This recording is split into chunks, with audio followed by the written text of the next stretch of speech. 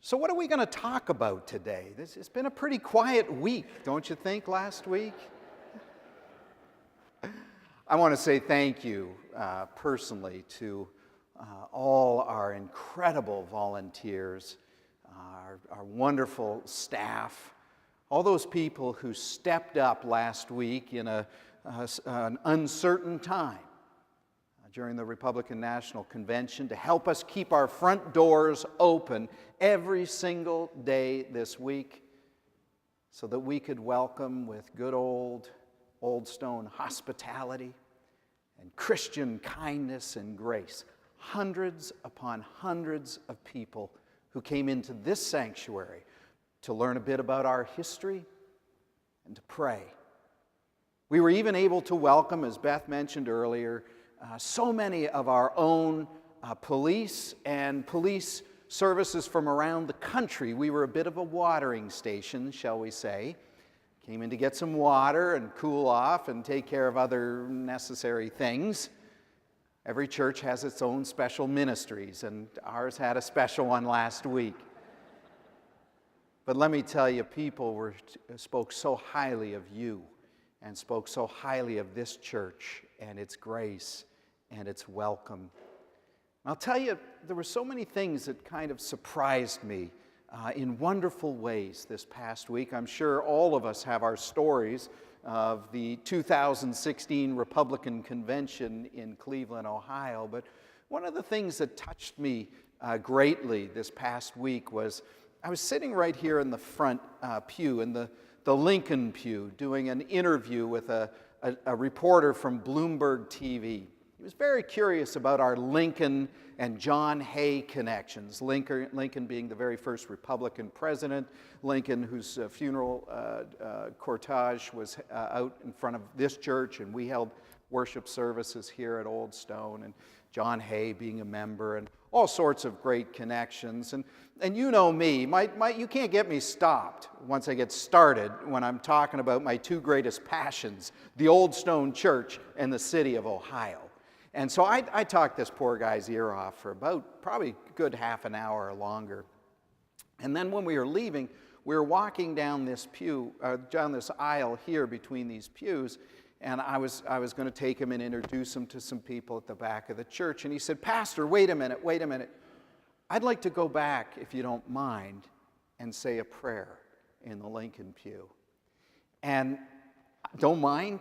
Are you kidding me? What a blessing that here this reporter from Bloomberg Television was praying in our front pew. And our volunteers, our staff, allowed for that to happen so that we could sit on the front steps or stand at the door and welcome people, put prayers in people's hands that Bob Spear and others from our writer group created for us, and so that they could come in and pray. It made me incredibly proud, not only to be a Clevelander this last week, boy did we shine, but to be a leader among leaders here at the Old Stone Church. So good on all of you. It was an incredible blessing to be a part of it. One of the things that I found kind of interesting throughout the event were the words that were spoken through the Republican National Convention. And I don't mean just the words that were shouted across demonstration lines, but the words that people carried on their signs. I always find signs at a protest are sort of like bumper stickers on the interstate. They're kind of a little window into whoever's holding them or wearing them. Or some of the signs were just what you might expect, Trump, Pence, 2016. We saw a lot of those. We also saw some kind of stranger signs. Why is it the Christians, when we hold signs, we have to confuse people so much about the love of God? I was walking down East 4th one day, and I saw a whole bunch of Christians holding these Christian signs that basically had a flavor of God loves you, accept God, and if you don't, God will fry you like an ant under a child's magnifying glass. I know you're trying to get it all on one sign, but do we have to do that to people? Some people had wonderful signs that were ironic. Actually, I talked to these guys afterwards. I think they were promoting their new marketing company, and they were just getting into the mix to do it. But so they held up these signs that were ironic. They were really attention-getting. One of them, this guy on East 4th was holding a sign, and it said, "My arms are too tired to hold this sign."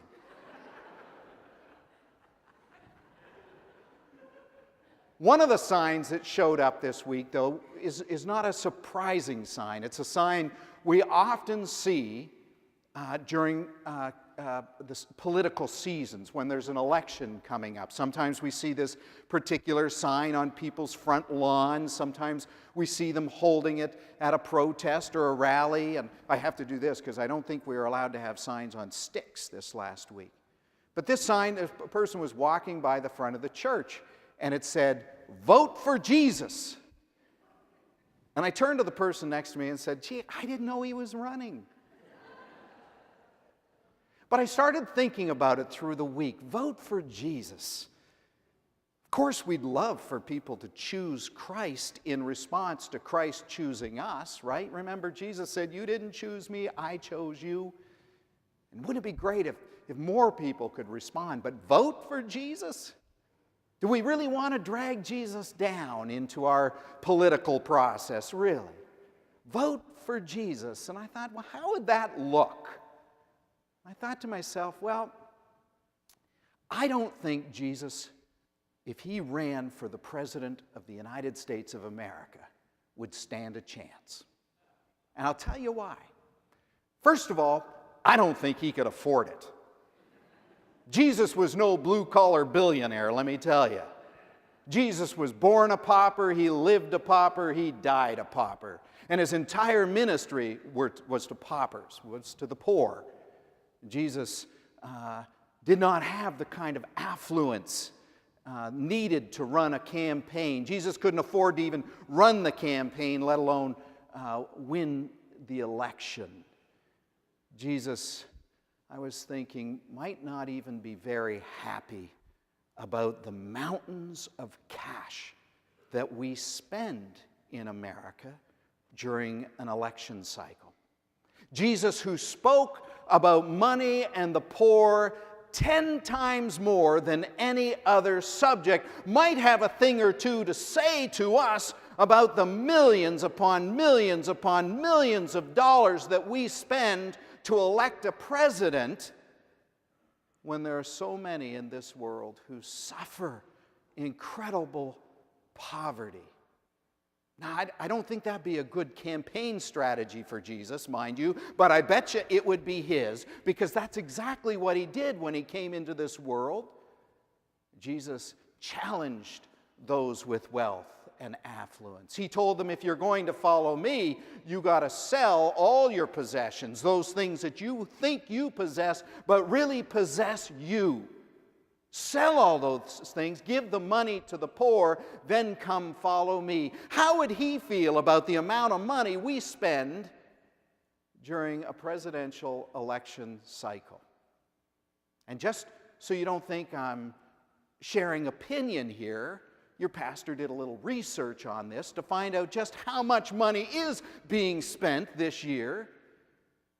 I read in a recent Washington Post magazine that reported the amount of money raised by each of the two major candidates as of June. So these numbers I'm going to share with you are prior to convention season. As of June, Donald Trump has raised $296 million to spend on his campaign. That's prior to Cleveland. And if you think that's a lot of money, multiply it by 2, because Hillary Clinton has raised $600 million as of June, prior to the Democratic National Convention, prior to her official nomination. Now, you just add those numbers together, you're close to $1 billion. $1 billion.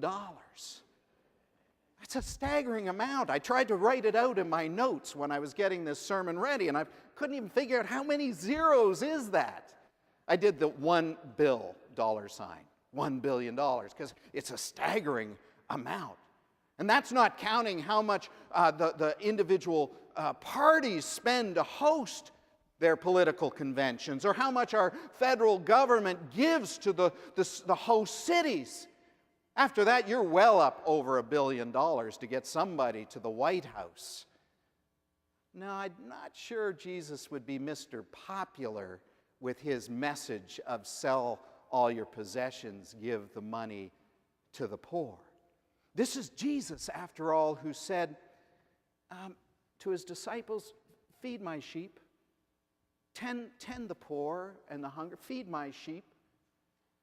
This is Jesus who called us to go into the world and to care for the least among us, who called us not to aspire to be to greatness, but to be servants among the least. For as much as you've done it for the least of these, you've done it for me. No, first and foremost, vote for Jesus. I don't think we'd vote for Jesus. I think we'd be frustrated. We'd be challenged by his challenge to us about affluence. And admittedly, the guy, he didn't have two sticks to rub together, let alone a nickel to run a campaign. He was born a pauper, lived his life as a pauper, and he died a pauper. And it's not only money either. Jesus probably wouldn't win an election because he didn't have many connections with power and influence. Jesus didn't have any friends within the capital city of Jerusalem, no connections within the Beltway, if you know what I mean. Nobody would ever accuse Jesus of being the establishment candidate. No, Jesus didn't have a lot of connections. And the connections he did have were powerless people. They were the poor, they were the sick, they were the downtrodden. That's who he hung out with. Those sort of folks don't win many elections, do they? No, Jesus didn't have the connection, the pipeline to the affluent and the powerful in his day and age. And when he did have the opportunity to address truth to power, when he talked to those who did have power and influence, Pharisees, Sadducees, temple leaders, Pontius Pilate, things didn't turn out very well for him, did he? No, it didn't turn out well at all. In the end, what they did, they lied about him, they gossiped about him, they tried to trap him, trick him, try and get him to implode upon himself with his whole crazy message about love and God's mercy and reconciliation. Who wants that? You can't fit that on a placard, let me tell you. And in the end, they arrested him, they tried him, they convicted him of a political crime, treason. And then, as Paul said, they strung him up to a cross. The greatest power of the world at that time, the Roman Empire, used its greatest power to intimidate Christ's followers, to shut down the Christian movement. Now, Jesus probably wouldn't get a vote. He didn't have money, no affluence, no influence, not many connections at all. But for that matter, you have to ask, why would we want Jesus to run anyway? Why would we want people to vote for Jesus in some sort of political process? Why would we want to pull Jesus down into the minutiae and the ugliness of our political process? The deception, the trickery, the campaigning, the overwhelming campaigning that burdens every one of us for months on end. Hey, folks, we just made it through the RNC in Cleveland. We still got a ways to go before we get to November, don't we? Why would we want to pull Jesus down into that? Remember last week? We were talking about the first chapter of Paul and Timothy's letter to the Colossians. Paul reminded them and reminded us that whether it's thrones or dominions or powers or rulers, all things are created through Christ and for Christ. Why do we need to kind of narrow him down, squeeze him into our process, and somehow sort of draw Jesus down into that broken experience? Last week we talked about political poverty. Now, while it's true, Jesus does abide with the poor. Jesus was God's Word that became flesh and dwelt among us. And I truly believe Christ abides with us in our suffering. But why would we want to draw him down into a process that would lead to some sort of worldly power? In the second chapter of Colossians, which we read today, Paul gives us a different perspective on that. He says, don't buy in to the philosophies of this world.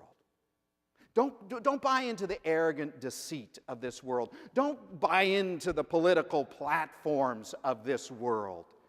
He said the fullness of the deity, the fullness of God was dwelling richly and bodily in Jesus. The fullness of the deity was dwelling bodily in Christ. That's a hard thing for us to wrap our heads around. It was even harder for the Apostle Paul and Timothy to wrap their heads around, and I think that's why they were writing about it to the Colossians. You know, sometimes we write because we think we know something. Sometimes we write because we want to know something. We want to understand it better. And Paul is sometimes called the first theologian of the Christian church. So he's working out this theology of incarnation. Now you have to remember, this is a full 50 years before John writes his gospel. You remember the gospel according to John, that beautiful Christmas story? In the beginning was the Word, and the Word was with God. The Word was God, and all things that came into being came in through the Word. And then, John says, then the Word became flesh and dwelt among us. Beautiful, eloquent, poetic words. And everybody in this room who ever went to seminary knows those words in Greek, because that was the one we all had to study in order to learn how to translate from Greek into English. But those were words written around 90 A.D. Paul's writing just 15 years or so after Christ has walked the earth, after Christ has been crucified, and after Christ has been raised. And Paul's writing a full 250 years, or perhaps more, before the doctrine of incarnation. You remember the doctrine of incarnation? It came out around the Nicene time of the Council of Nicaea, and it basically says that Christ is fully human, but Christ is also fully divine. That's kind of Augustinian theology. It doesn't come till much, much later, 2.5 centuries after Paul. Paul's working it out with these new Christians. He's working it out with these people who are trying to figure out how are we going to be faithful in this confusing world, in this world that so often persecutes us for claiming our faith in Jesus Christ, would just as soon stone us or feed us to the lions for confessing that Jesus is Lord. Paul shows up in chapter 1 and says, wait, Christ is supreme. He's above Caesar. He's above all the powers and rulers of this world. And then he makes this very, very audacious faith statement that the fullness of the deity of God dwelled in Christ bodily, in the flesh. It was like God's body language to human beings. God wanted to talk to us, to communicate to us, to help us understand mercy and forgiveness and compassion and restoration and reconciliation with God. And how did God do it? Through a pauper. Came as a very vulnerable human being, as a child to start with. And let him grow up poor. No power, no principality. God wanted us to understand that over and above, there is one who watches over us, who's bigger than our political process, one who dwells with us in our suffering, but also rises above and watches over us in the heartache and the struggle. Now, I don't know how many of you were here last Sunday, but you may remember last Sunday I told you about the conversation I had with our Chief of Police, Calvin Williams, just before the RNC started. Chief our chief of police, Calvin Williams, was just out walking in Public Square Friday afternoon, checking on the troops, checking on the officers, but also just visiting with people. Just how's it going? How you feeling? And people got to come up to him and say, "Hey, Chief, we're praying for you." And I'm so proud of that our police chief was just boots on the ground, not hiding in an office somewhere, not hiding in an air-conditioned cruiser, but out there with the people.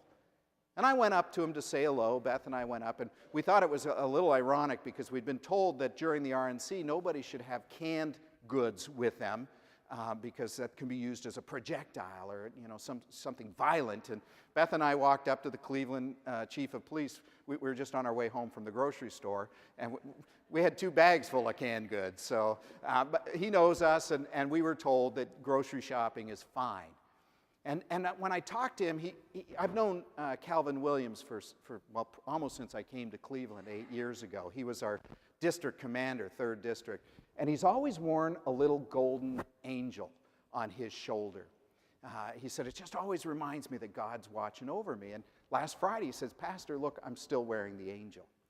And then he said, "But look at this. Look at what somebody gave me this past week." And he reaches into his pocket and he pulls out this little wooden cross. And he says, "Pastor, I'm going to carry this cross with me every day throughout the Republican National Convention. It's going to remind me that there's someone bigger than the chief of police. There's somebody bigger than the mayor. There's somebody bigger than all of us. It's God who watches over us." The supremacy of Christ, right? This God who's in all and all have been created for him, but also watches over us. And you and I both know somebody was watching over us this past week. What an amazing response the people of Cleveland gave to the police from this city and the police who came in from cities all throughout the country. The gracious welcome that the people of Cleveland were able to give to people who came from around the world for this convention. The peace that was maintained in our city streets. I believe it was Scene magazine that said, "We prepared for a riot, but in the end we threw a block party." Makes you proud, doesn't it? Why would we want to pull Christ away from the place Christ is watching over us and draw Christ down into our ugliness? Yes, Christ abides in our suffering and our struggle, but why would we want to put Christ into the process, vote for Jesus? But I'll tell you what, it's more than that. You see, the Apostle Paul and Timothy say that something of the deity dwells in us now. There's something of God, godliness, in all of us who are baptized, according to Paul and Timothy in the 2nd chapter of their letter to the Colossians. They said, just as we were buried with Christ in baptism, as we died spiritually, as we went under the water, as we surrendered our lives, so to speak, as we were buried with Christ, so too we are raised to new life with Christ by the power of God who raised Jesus to new life. That means there's something of God, not just God's fingerprints on us, God who created us, but now something of the deity dwelling within us bodily. It's in you, and it's in me. Wherever we are, not just Sunday mornings from 10 to 11:15 or 10 to 1 o'clock if you go to coffee hour. It's within us all the time. If we are a baptized Christian, we wear the watermarks of this one Christ in whom God dwelt, and now recognize that God dwells within each and every one of us. God is working through us now. I'll show you what I mean. This past week, I think it was Tuesday, Beth and I run to get a bite to eat over at Taza on the patio on West 6th. And we see this young African-American man wearing a white cowboy hat, obviously from Texas, walking by, and he's got on his shirt another sign. His sign read, "Free hugs." And I said to Beth, when I was his age, I looked about 19 or 20 to me, I would have been glad to walk around in a shirt that said free hugs. Mine probably would have said free hugs plus. So when he walked by the church, maybe, I think it was Wednesday, we were sitting on the steps and some of our volunteers were here. Here he comes with his free hug shirt and his Texas cowboy hat. And I came down the steps to him and I introduced myself. I said, "Hey, I'm Mark. I'm the pastor of the Old Stone Church. May I please have a hug?"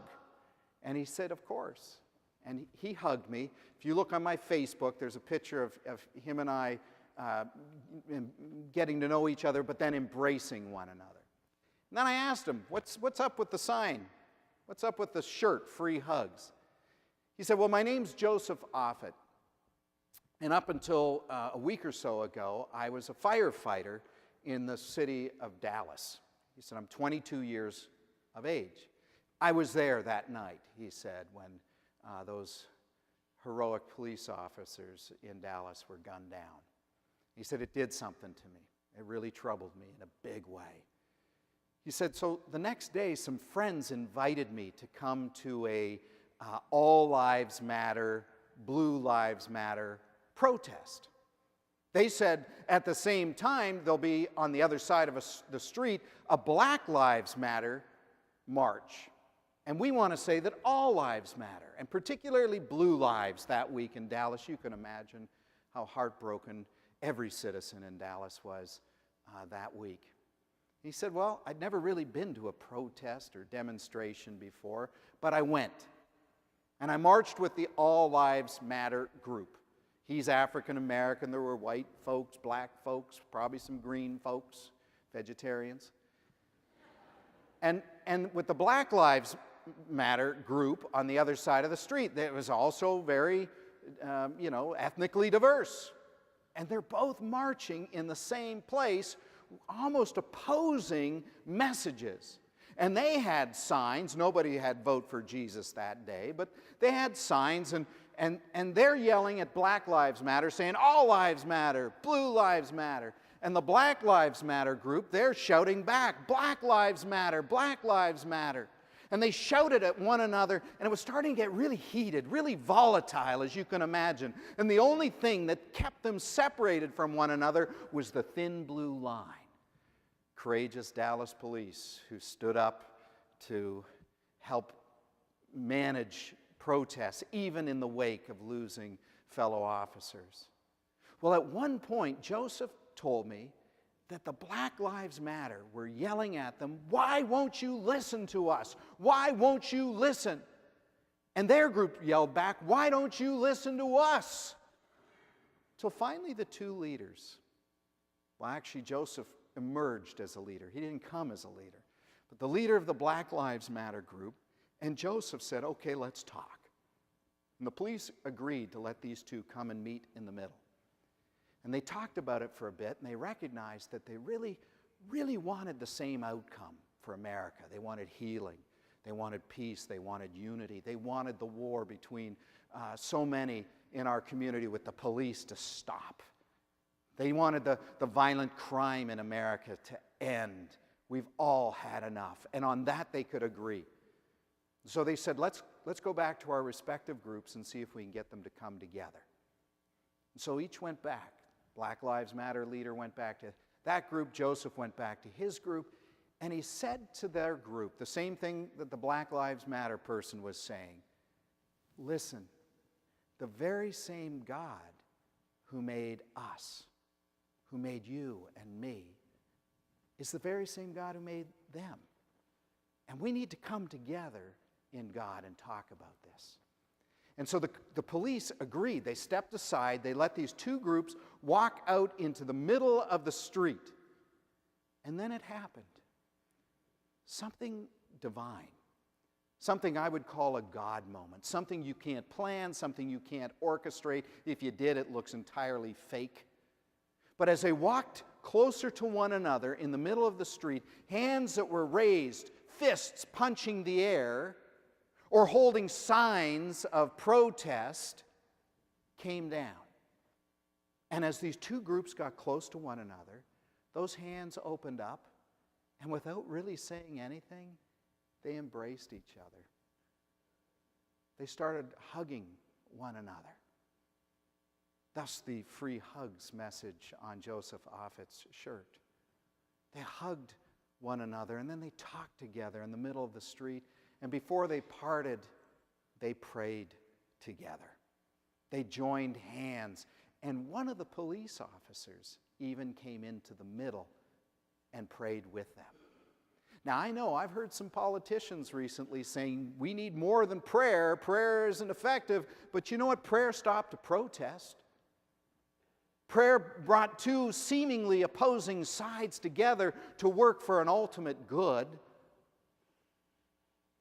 Well, after they prayed together, Joseph went home, and a friend texted him and said, "Joseph, have you been on Facebook?" He said, "No, why?" He said, "Just check out Facebook. Somebody had filmed the whole thing. It's on CNN now if you want to see it." They filmed the whole thing, these two groups coming together, hugging one another, and praying with each other, with the cop sitting in the middle of it all. Within the first 15 minutes, there were over 5 million views of people praying together in the middle of the street. At current, there's over 20 million views. People are hungry, I believe, to come together in this nation. People are hungry to come together and find peace and unity and healing for our nation, justice for everybody in our nation. Sometimes we have to say Black Lives Matter. They do. Sometimes we have to say Blue Lives Matter. They do. We certainly were the gracious recipients of their care this past week. But ultimately, we've got to come together, and it seems to me the one who brings us together is the one who dwells within us now. The deity who was in fullness in Christ is now in us through baptism. Well, after Joseph told me his story there on the steps of our church, he said he left his job as a firefighter in Dallas.